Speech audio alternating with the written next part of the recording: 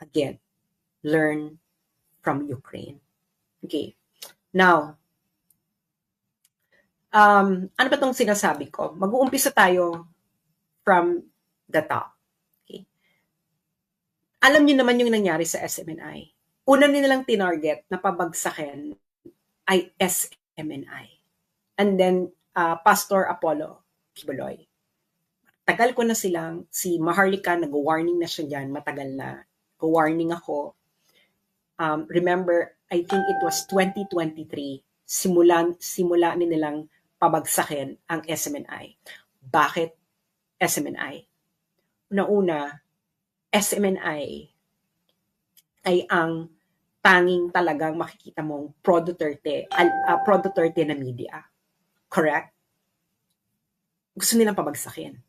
Kaya nga ilang beses nawawala ang Facebook accounts at YouTube accounts ng SMNI. At anong ginagawa nilang paraan para mawala at maban sa Facebook or sa YouTube ang SMNI? Kunwari magsasampa sila ng mga kaso-kaso, tapos yung mga kaso-kaso, dadali nila sa YouTube at Facebook at sasabihin, itong user na to, ganito, ganyan. And Facebook will oblige. Lalo na kung merong investigation, meron ng ganito. Ganyan ang kanilang taktika. Ginawa na nila to before.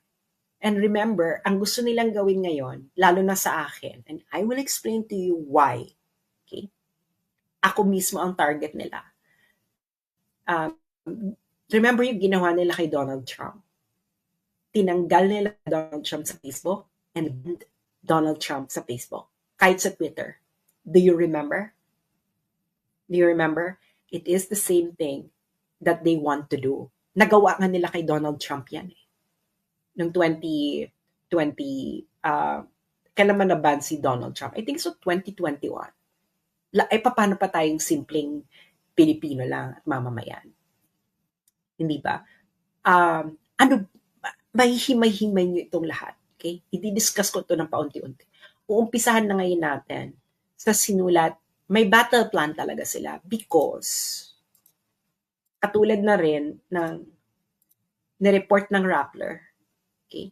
This is a report by Rappler. January 16, 2025. Okay? January 16, 2025. Ang title, Decoded, Duterte's social media army, very much alive, roars to defend and battle Sara Duterte. Okay. So, they recognize na talagang hindi nila kaya ang Duterte-aligned bloggers and their influence. Okay. Siyempre, kailangan ko na magbayad. Kanina hindi ko naman kailangan magbayad. So, dito sa article na to, okay, na-recognize nila na outnumbered sila. Na halimbawa ito.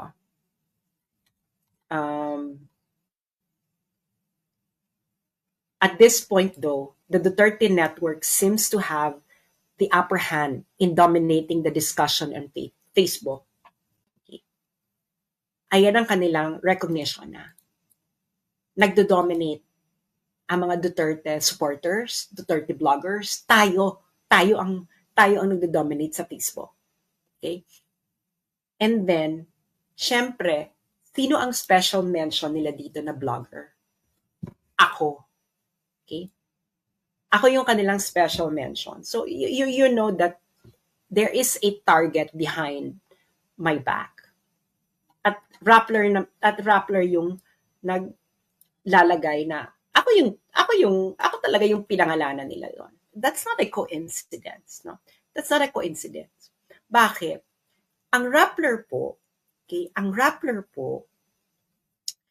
ay isa po ito sa mga recipients ng National Endowment for Democracy grant or NED. Grant recipient sila niyan. Si Maria Ressa ay official ng NED. Okay, papakita ko sa inyo. para with, tama? NED. Nobel Peace Prize winner Maria Ressa joins World Movement for Democracy at NED as chairperson. So na-appoint siyang chairperson sa National Endowment for Democracy. October 3, 2022. Okay. Alam niyo na. Alam niyo na. Okay. Now, ano ba yung NED? Okay. Siyempre, ang uunahin na muna natin is isang discussion of NED or National Endowment for Democracy ng isang galing mismo sa United States. Okay? Siyempre, doon muna tayo mag-uumpisa kung ano tong NED. Binatikos na rin ni Elon Musk before itong NED, pero hindi pa niya itong magalaw, yung NED. Ang nagagalaw pala niya is USAID. Okay. So, halimbawa ito, noong February 3, 2025, Elon Musk, sabi niya, NED is a scam. Pero hindi pa niya magalaw. Bakit mahirap itong galawin ni Elon Musk? Dahil,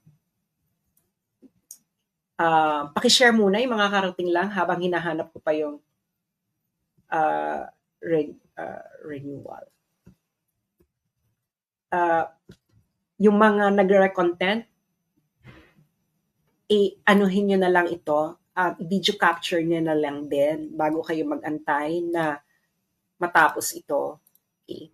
So, ito ay sinulat ng Center for Renewing America. So, sino ba itong Center for Renewing America? This is an American NGO. Okay. And this is based in the United States. Asan ba ang contact nito?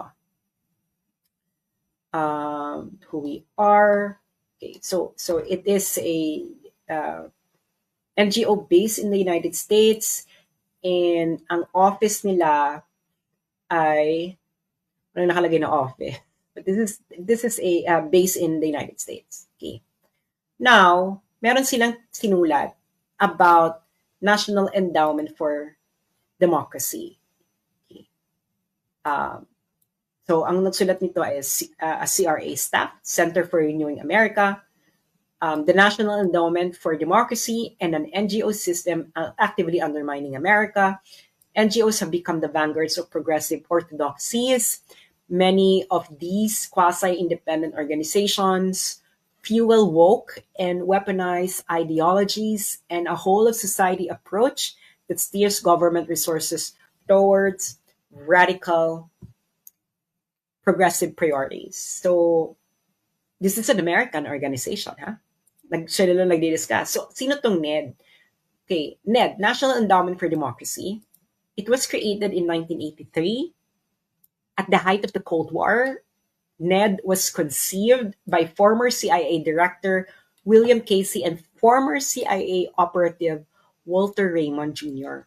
Ibig sabihin, binuo siya ng CIA nung Cold War.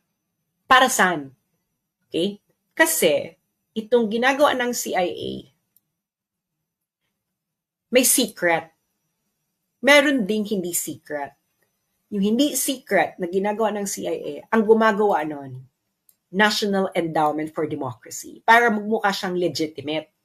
So, anong ginagawa ng NED, National Endowment for Democracy, para magmukha siyang legitimate na work sa ibang bansa, hindi siya espionage. NED accomplishes this through the dispersal of grant monies to favored and well-connected interests abroad. This dynamic purportedly allows activities to maintain an air of independence from official U.S. government actions. So, ibig sabihin, nagpa-fund, kunwari, hindi U.S. government yung nagpa-funding. Pero ang nagpa-funding talaga ng National Endowment for Democracy is U.S. government. So, magpa-fund ngayon sila ng mga NGOs. Okay. So, anong connection? Meron ditong discussion, yung Center for Renewing America, nang ginawa ng NED. Okay?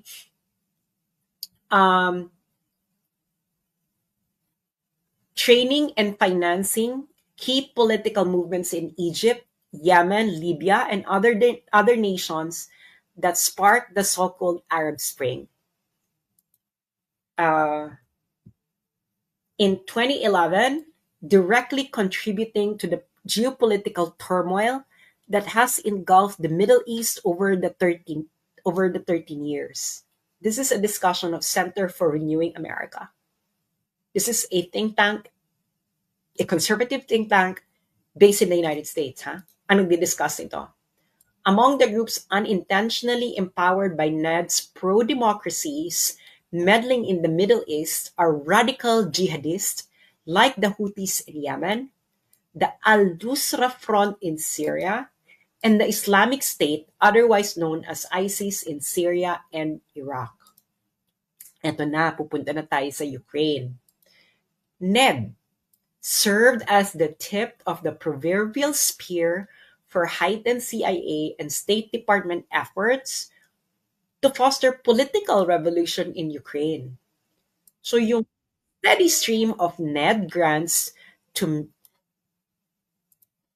Ukrainian political entities and movements advanced both the Orange Revolution and Maidan Revolution that paved the way for the current Ukraine-Russia war. So sinong pinandingan ng CIA founded NED sa Ukraine? Ito sabi ng Center for Renewing America na isang think tank, conservative think tank sa United States. Among the hundreds of grants to Ukrainian political entities going back to 2014 are payments to judicial organizations and judges, grants to NATO-adjacent political entities like European Institute for Democracy, and funding for the Media Development Foundation to train Ukrainians to develop effective anti-Russian propaganda. Nagigets yun na. Ang nagsulat nito ay isang conservative think tank sa United States, ang Center for Renewing America. So yun ang kanilang pinandingan. Okay. So, ito pa. Bago daw kinlose ng NED ang kanilang mga grants searchy, kasi dati pwede mong i-search kung sinong pinafundingan nila. Ang data daw nila ang nakalagay is tens of millions in US dollars to Ukrainian entities and anti-Russian interests in Ukraine with more than 330 unique grants. During the height of the Orange Revolution sa Ukraine, yung NED daw infused, ibig sabihin nagbigay ng more than 2.3 million US dollars directly into anti-Russian institutions and activists, including the activist arms of Ukrainian political parties and George Soros Open Society foundations, in support of preferred candidate Viktor Yushchenko. NED's funding streams, ibig sabihin yung mga funding daw ng national democracy para sa mga anti-Russian activists and institutions ay nag-increase ng 52% the following year to more than 3.5 million US dollars hanggang matapos na yung Orange Revolution. And we all know what happened to Ukraine. Okay? We all know what happened to Ukraine. Now, I'm going to discuss to you the structure ng National Endowment for Democracy. Okay? Lahat ito ay magkaka-connect later para nasusundan nyo. So, may pop quiz po tayo mamaya. Sana maghanda po kayo ng 1/4 sheet of paper. 1/4 sheet of paper para kayo ay handa later sa ating pop quiz. Okay? So, ang next natin na NGO ay ang Swiss Policy Research. Okay? So, ang Swiss Policy Research ay isa itong independent, non-partisan, and non-profit research group investigating geopolitical propaganda. Okay. Now, I believe, so ano sila? They are investigating different propaganda. And one of them is the U.S. National Endowment for Democracy, and which is a CIA, tinatag yan ng CIA. Okay. Now, makikita nyo, inulit-uli nila, the National Endowment for Democracy, or NED, was founded in 1983 by U.S. Congress as a private nonprofit foundation dedicated to the growth and strengthening of democratic institutions around the world. CHAR. Okay? Sabi nga nila, as NED co-founder Alan Weinstein famously explained in 1991, a lot of what we do today was done covertly, ibig sabihin secretly, 25 years ago ng CIA. At ang mga activities nila ay information operations, subversion, and regime change campaigns. Kaya di ba nung panahon ni Duterte, grabe yung panawagan ng regime change, tatanggalin si Duterte sa pwesto. May funding kasi. So pupuntahan na natin yung pinafundingan nila sa Pilipinas. Okay.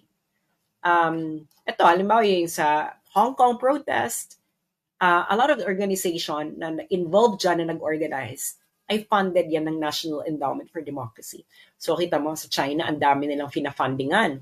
Di ba? Ang dami nilang pinafundingan na China-related. Karamihan dyan pinasalan ng China. So ngayon, sa Pilipinas,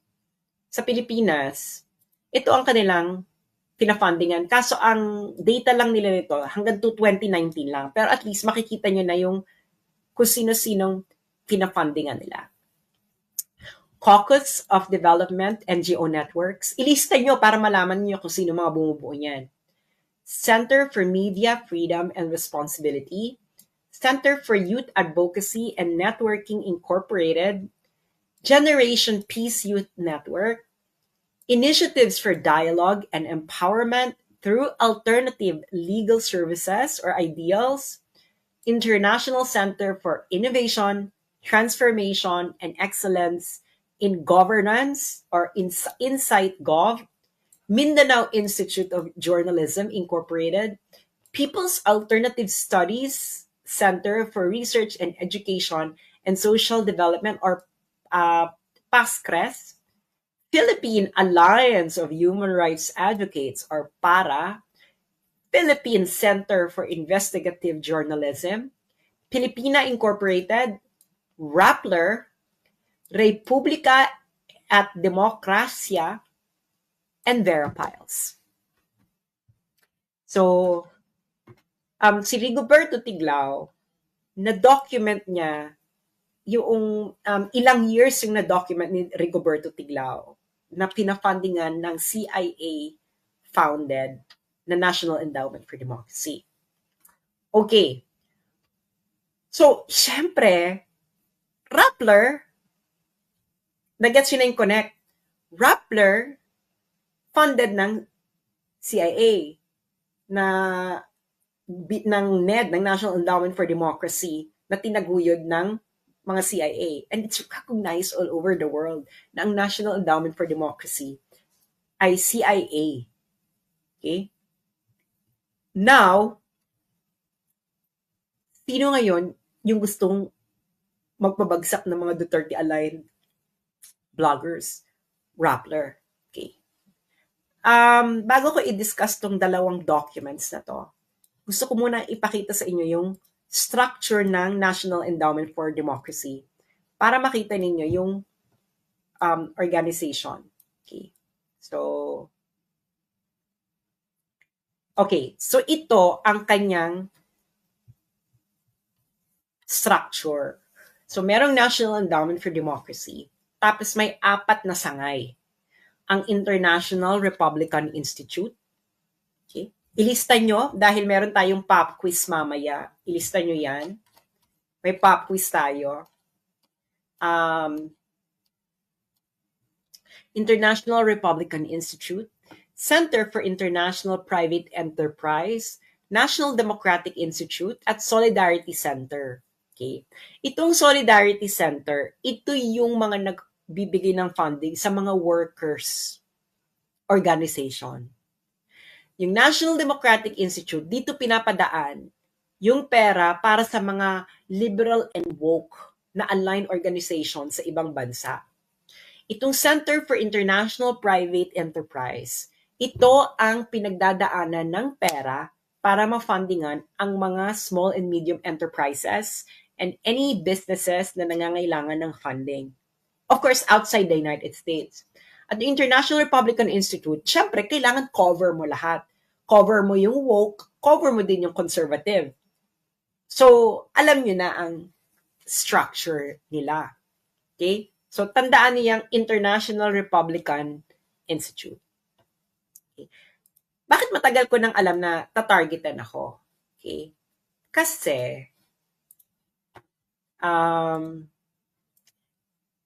yung NED-funded, okay, yung International Republican Institute. Nagigets niyo yan? Nakita niyo? International Republican Institute. Okay. Kita niyo na. International Republican Institute. So itong International Republican Institute na under ng CIA na organization, na National Endowment for Democracy, nag-publish sila ng isang report noong 2023. I believe ni-release nila to ng June 2023. Ang title, Countering China's Information Manipulation in the Indo-Pacific and Kazakhstan, a Framework for Understanding and Action. So nakita niyo yung sinabi ng Rappler, di ba? Pro-China, Duterte. Tapos nakita niyo naman nung hearing, di ba? Papakita ko sa inyo nung hearing kung ano yung kanilang gustong palabasin. Okay? 'Di ba? Para makikita nyo ang pagkatahi-tahi ng lahat at nakikita nyo ang big picture. So, makakapunta pa lang dito, paki-share po ito. Okay. So, nakita nyo na ang mga China-funded seminar for Filipino social media influencers ex-PCO chief admits. So, ayan ang isa sa kanilang mga ayan ang kanilang mga eksena sa buhay, hindi ba? So nakita niyo yung pagkatahi-tahi ng lahat. At alam niyo na rin kung bakit nagtatag sila ng pro-China, etc. Because may pera. Okay, now, pupunta ngayon tayo dun sa report ng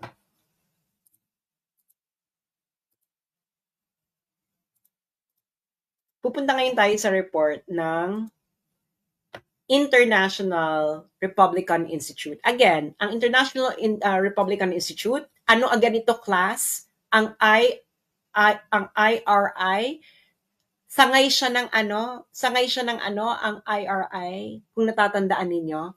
Sangay ng anong organization ang IRI? Please write in the comment section kung natatandaan nyo.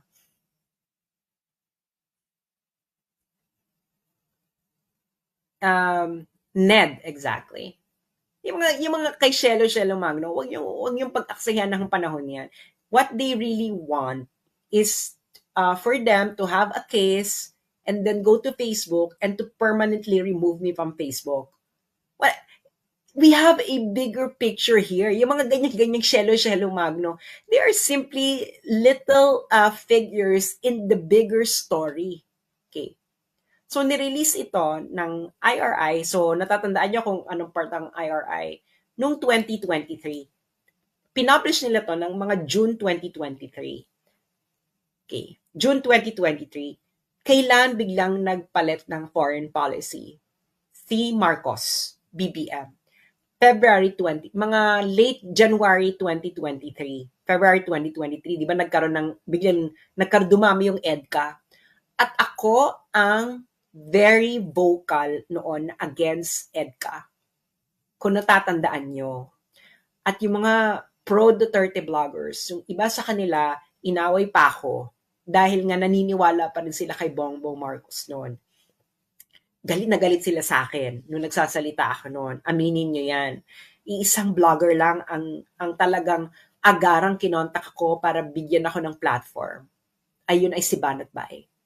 Hindi pa kami magkasundo ni Banat Bay. Pero yung iba ayaw hawakan. Okay? Ayaw hawakan yung issue. So ako lang noon. So June 2023, naglabas ang International Republican Institute na isa sa mga sangay ng National Endowment for Democracy na isang CIA organization. Okay? Tinatag yun ng CIA. It's an open secret. Nilabas nila to. Ngayon, makikita nyo, pero ang report na to, I believe, ay sinulat nila to ng 2022. I will explain why. Pero 2023 lang nilang ni-release. Kita mo. Pro-Duterte influencers. One final major way pro-PRC narrative spread was through pro-Duterte social media influencer. Nakita niyo na yung pagkatahi-tahi ng mga bagay-bagay. Sabihin nyo yes or no. Nakita nyo na ang pagkatahi-tahi ng mga bagay-bagay. Nag-file na daw ng libel. Bakit ba paulit-ulit? O, hindi nag-file siya. Problema niya na yan. So, nakita yung pagkatahi-tahi. Sabi, sinong pinangalanan nila dito? Tatlo lang kami dito. No? Si RJ, Thinking Pinoy, ako, at saka si Yan Suwing are among the pro-Duterte influencers who took an interest in Philippine-China affairs. Syempre special mention kami ni Thinking Pinoy. Nieto and Sasot are two of the most influential. So, alam na nila. Diba?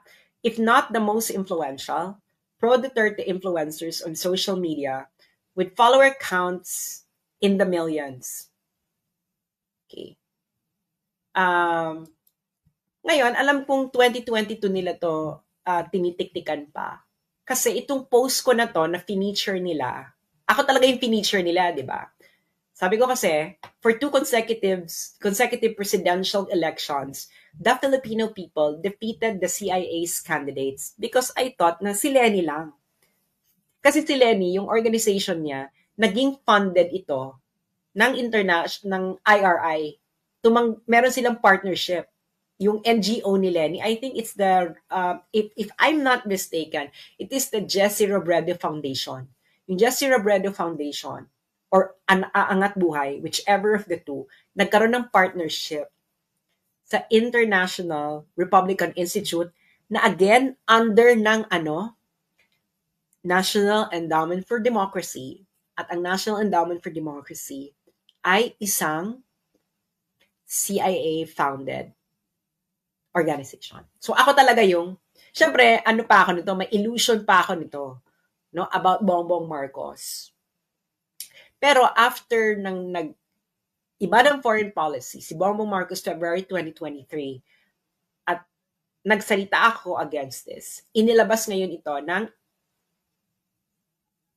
National Endowment for Democracy. At syempre, ako ang bida. 'Di ba? Ako ang bida.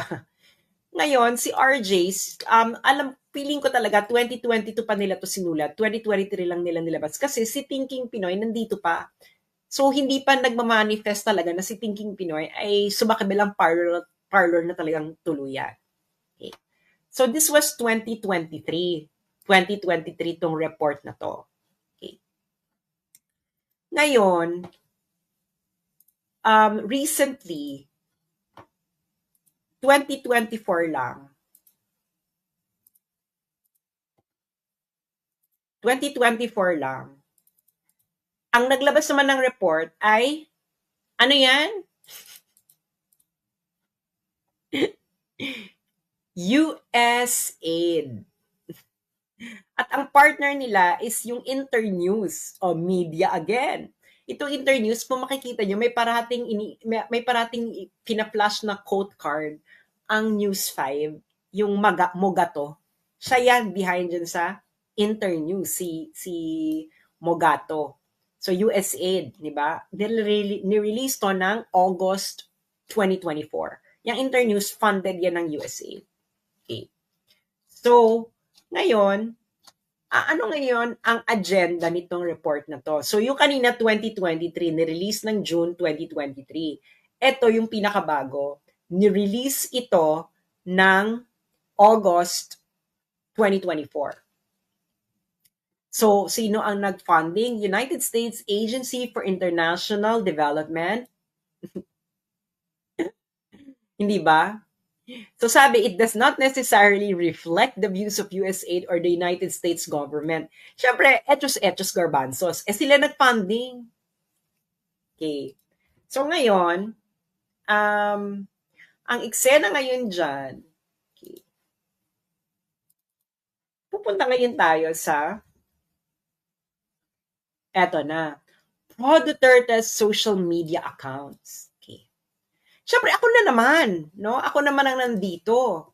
So, kung bibilangin nyo, halimbawa ito, coming to the Vice President's defense, X and Facebook accounts circulated a screenshot of a tweet by political blogger Sas Sasot referring to Oplan Destroy Inday, a purported campaign to tarnish Inday Sara Duterte's image. So, makikita mo na, bakit ibig sabihin kasi ng purported, gawa-gawa lang. Ito kasing Oplan Destroy Inday na to, na sinasabi ko nag-exist, ito yung nag-uumpisa nung 2023. Ngayon, sabi nila, purported lang daw. Etos, parang ganyan. So, alam nyo na. Diba? At ang report na ito ay pinondohan ng what? USAID. Okay. So, ilan beses nila ako ditong pinangalanan? Ako yung pinakamarami nilang pinangalanan dito. So, 1, 2, diba? 2, 3, 4, 5, and 6. So 1, 2, 3, 4, 5, 6. 6. So talagang bonggang-bongga, super bongga. So, ako talaga yung, ayan na naman, pro-China, etc. At sinong funded nito? USAID. Alam naman natin ang iringan ng US ngayon at ng China.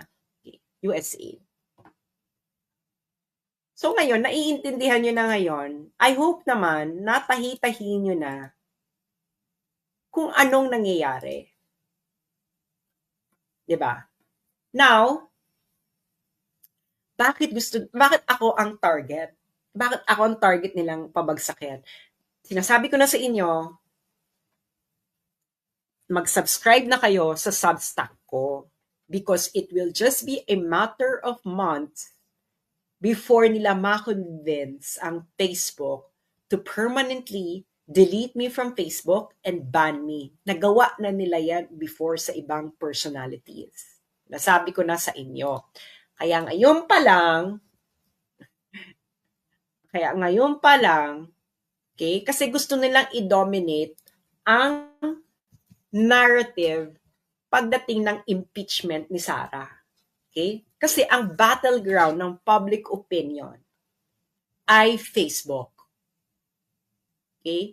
Facebook. At sinabi ng Rappler, Duterte supporters at bloggers ang nagdo-dominate. Okay? So, patalastas lang, ito, i-download nyo na tong Substack. Itong makikita nyo, yan ang Substack. Sulat nyo na. I-download nyo na yan. App yan sa Google App or Apple App. Okay, Substack. Sulat nyo na yan. Palalakihin ko para makita nyo. Substack, yan ang pangalan niya.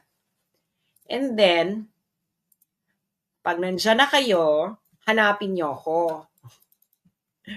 Diba? Hanapin nyo ako. At ang aking pangalan sa Substack, ang aking account sa Substack, ay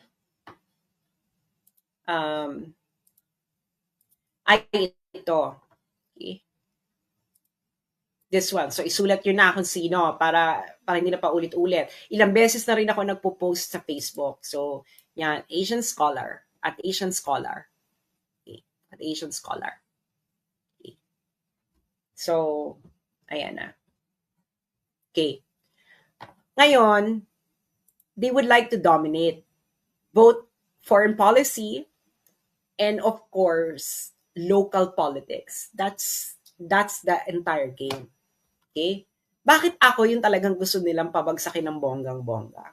I'm gonna show you. Okay? Because of my reach. Okay? So itong aking pinaka-latest na reach. The last 90 days. The last 90 days, ang views ng aking Facebook. Views, ibig sabihin ng views, ilang beses nag-appear ang aking content sa mga news feeds. Okay? In the last 90 days. Last 90 days, 379,308,749. At previous 90 days, about 99 million. So yung previous 90 days, sobrang laki na. Tapos nung sumunod na 90 days, itong current 90 days, 379,308,749. At ako pa lang yan. And this is all organic. Okay? This is all organic because wala pa akong pambayad. Kahit gusto kong magbayad, naka-disable po ang boosting function ng aking page. Matagal na. So this is all organic. Okay? Ngayon, anong engagement niyan? Okay? So yan, yung views, ilang beses nag-appear yung content ko sa news feeds ng mga Facebook users. And take note, there are only about 90 million Facebook users in the Philippines. Pero ako, about 300 plus million nag-appear sa newsfeed ng mga newsfeed ng Facebook users, mostly from the Philippines, ang aking content. Ngayon, ano ang engagement niyan? Ang engagement niyan ay, engagement rate ay 55,416,973. Yung engagement, ito po yung number of likes, share, comments. Read. Kung binasa mo, kung kilik mo yon, binasa mo, that's an engagement.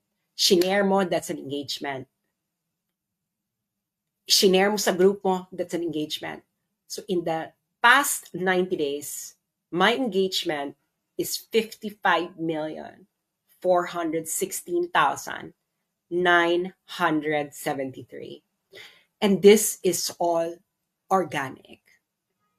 Ngayon, kaya gusto nilang targetin at tanggalin ako sa Facebook. Why? Because hindi nila kaya ng ganito na hindi sila magbabayad. At mahal. Ipapakita ko sa inyo ang sample kung gaano kamahal ang gawin niya mga ganyan. Okay. Ito ay shinare sa akin ni Art Samaniego. Okay. Ito ay ang mga top advertisers ngayon sa Facebook. Ang number 1 ay Pilipinas Today. Alam niyo siguro yung Pilipinas Today. Kaya alam ninyo na nagtataka ba kayo kung bakit parating paulit-ulit lumalabas ang Pilipinas Today sa newsfeed nyo? Dahil nagbabayad sila sa Facebook para gawin yon. Alam nyo na.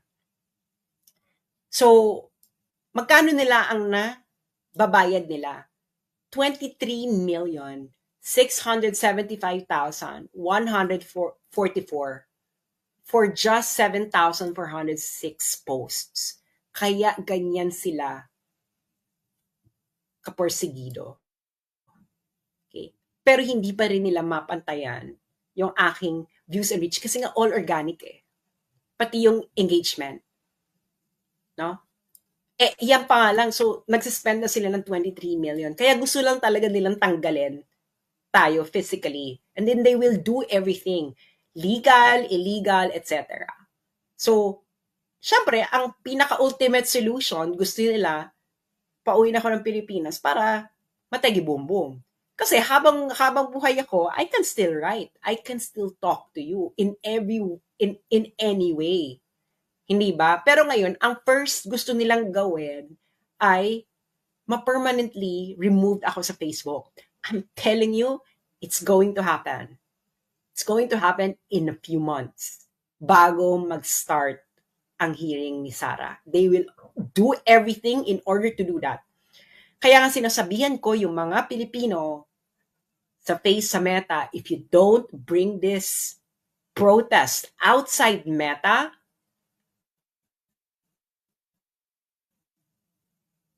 they will dominate Facebook during the impeachment trial of Sara Duterte. So bahala kayo. I'm already telling you. So ano yung mga example ng ads ng Pilipinas Today na nagbabayad sila ng 23,675,100?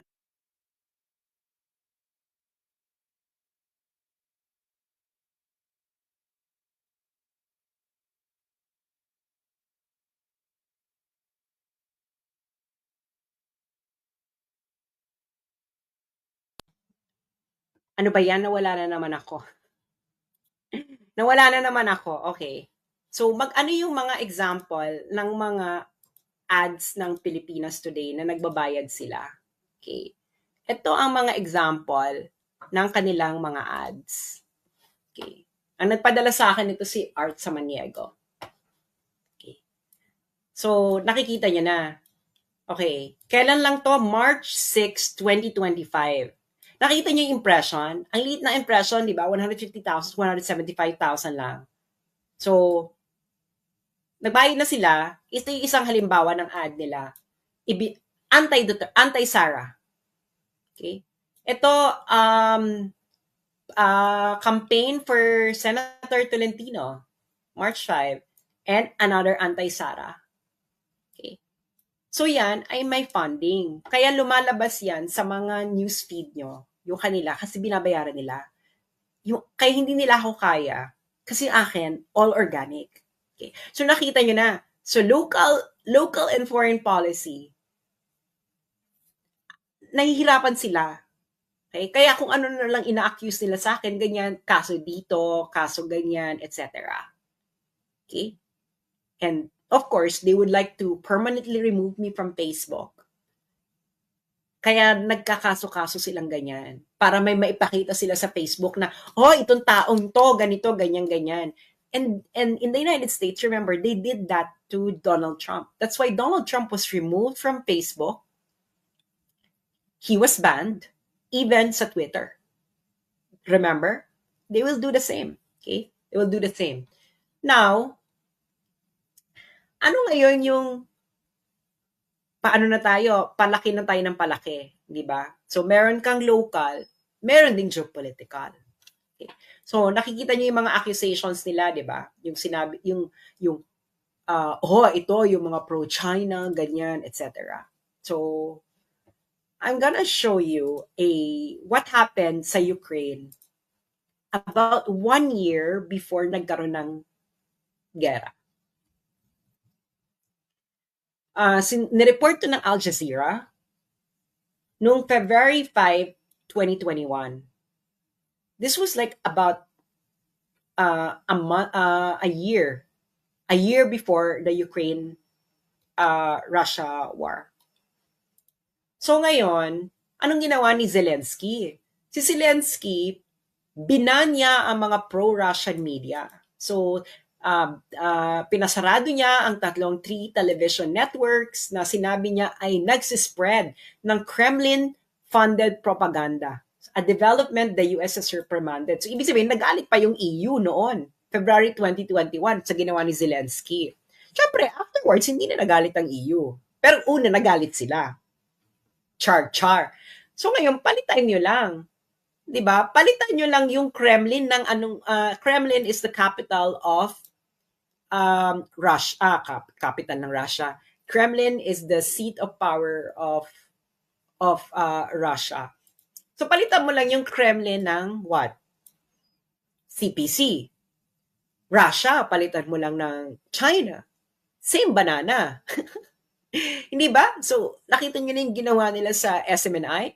So, SMNI yung una nilang pinasarado. Ngayon, ang tina-target naman nila, di ba, hahanap sila, ito ang mga pro-China bloggers. Papasara din nila yan. Daan na sila patungo. Which Zelensky actually did. Pero ang target niya, pro-Russia. Okay. So ngayon, nangyayari na rin sa atin. Kaya ang sinasabi, tagal ko na ang sinasabi na we're going to be the next Ukraine. Kung hindi kayo magising. Kung hindi kayo magising. Sinasabi sa inyo, hindi ito biro. Hindi ito nadadaan sa dasal.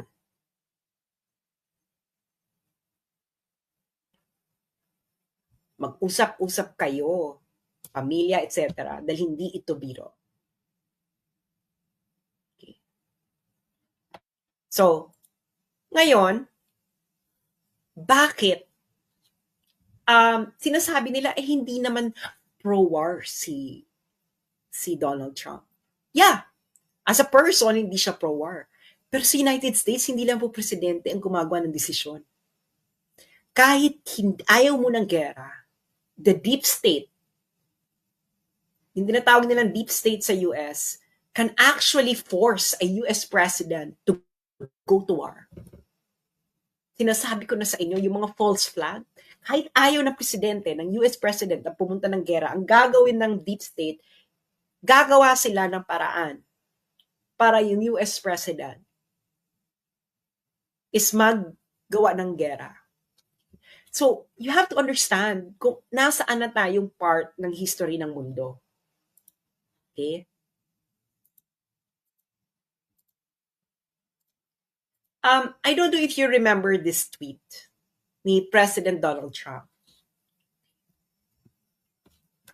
Sabi niya, nung December 1, 2024, the idea that the BRICS countries are trying to move away from the dollar while we stand by and watch is over. We require a commitment from these countries that they will neither create a new BRICS currency nor back any other currency to replace the mighty US dollar, or they will face 100% tariffs and should expect to say goodbye to selling into the wonderful US economy. They can go find another sucker. There is no chance that the BRICS will replace the US dollar in international trade, and any country that tries should wave goodbye to America. So ano na-notice nyo dito sa tweet na to ni President Trump noong December 2024? Alam niya kung ano nangyayari sa mundo. Ibig sabihin ng de-dollarization po, yung mga countries po, they are replacing the dollar as the currency of their trade. So either kukuha sila ng another currency as a common currency like euro, for example, or yuan, or Russian rubles, anything. Para hindi na sila dependent sa dollar. Kasi ngayon po, grabe ang dependence ng karamihan ng bansa using the US dollar. Ngayon, bakit malaking issue to sa United States? Kasi, ang US dollar po, yung US dollar, print ang US dollar. Pero sa napupunta yung pera? Napupunta ito sa labas. Kasi nga siya yung ginagamit na currency Currency for international trade.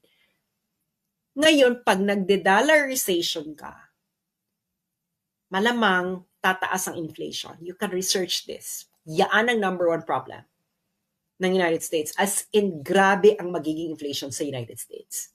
As in, panggulo level. Kaya concern si Donald Trump. Pero pag nakita mo dito, ang tactic lang ni Donald Trump, tariff. Kasi yun yung ano niya Siguro yan na yung pinaka hard approach niya. Imbes na makipag-gera boom siya, tariff na lang. Pero until what point? Paano kung hindi ma-achieve na mapigilan yung de-dollarization sa pamamagitan ng tariff lang? So you go to the next level. Which is what? Another Ukraine. Why? Why you need another Ukraine? Kasi kailangan, gusto mo nang magkaroon ng hardball negotiations. And you can only do hardball negotiation to stop something like this through peace deals. Because peace deals create a new order. No? Lalo if you would like to favor yourself. Hindi, China and the United States, hindi sila direktang maggaganyanan. Why? Because they are both nuclear powers. Kita mo yung Russia and US. Or NATO and Russia. Sila ba ang direktang nagganyanan? No. Gumamit sila ng proxy. Kasi hindi nga sila pwedeng magkasagapaan dahil ubos ang mga cities nila because it's going to be a nuclear war kung sila mismo. So gagawin ang mangyayari, proxy. So sino ang proxy sa Europe? Ukraine. Sino ngayon ang proxy sa ating region? It's going to be the Philippines. Nakikita nyo na, di ba? Pinakita ko sa inyo yung nangyari sa Ukraine. Di ba? Kung anong unang mga ginagawa nila. At nakita nyo yung report ng National Endowment for Democracy na isang CIA funded. Sino yung target nila? Hindi ba? So yun, friends, ang larger picture. This is beyond just what you are seeing. Okay? Hindi nyo to madadaan sa pamimim lang, pa-hashtag lang. We are facing a very dangerous time. Dahil tayo ang bala. Ngayon, sino yung mga gusto nilang tanggalin? Si Sara. Yung mga katulad kong vloggers. Lalo na ako kasi nga yung reach ko. Sino ngayon magdo-dominate sa Facebook? Boses nila. Magdo-dominate sa Facebook yung boses nila. At dahil nagdo-dominate yung kagustuhan nila, then it's very easy for them to sell the notion to the Filipino people that, hey, you need to be in the front lines. And yung mga nagsasabi si Donald Trump, 4 years lang pong presidente si Donald Trump. After Donald Trump, it's going to be a new president. It might not happen in his term. It might happen kung yung deep state sa US magkaroon na ng bagong favorite, or they can force Donald Trump to actually push the Philippines into a proxy site. Dahil nga, we are now moving to a different world order. Sinabi ko na yan ang tanong ko noon, di ba? Kay Bongbong sa Deep Probe. And and now I know what he might want to do. So, ang masasabi ko lang sa inyo, well, I will not shut up. No? Kaya pumunta kayo sa Substack. They might remove me from Facebook, etc. But I will not participate in their drama. I will just keep on writing. And I hope na i-share nyo rin. Pag-usapan ninyo mga magkakaibigan. I-share sa mga kaibigan nyo. I-share nyo sa Facebook ninyo. Go to Substack. Okay? Go there. Okay? Para doon nyo, sinasabi nyo, mag-open ko ulit ng Facebook. No, they will just keep on removing it. Kaya doon tayo sa Substack. Because diretso sa email ninyo or sa app ninyo, they wouldn't even know, then you can forward it to your friends via email. Pag-usapan ninyo. Okay? That is where I'm going to keep voicing out what needs to be voiced out.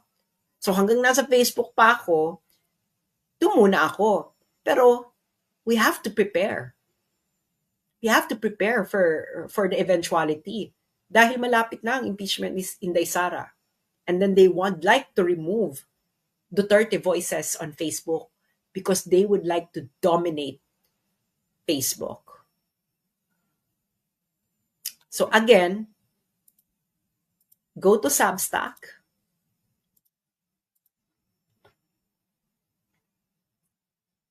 Okay? Ito ang aking username. Screenshot nyo na kung kaya ninyo. Substack.